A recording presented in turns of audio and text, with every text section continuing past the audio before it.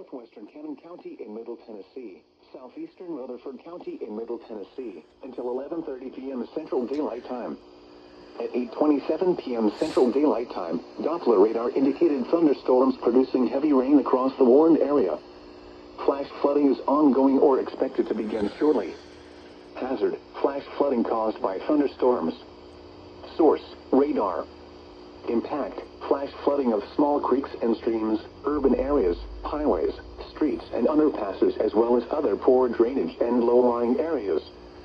Some locations that will experience flash flooding include Woodbury, Bradyville, and Bradyville.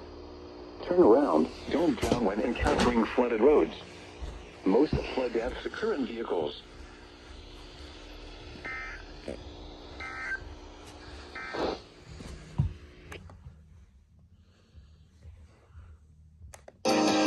Parents, it's time to cross off life and from your to-do list. Fabric.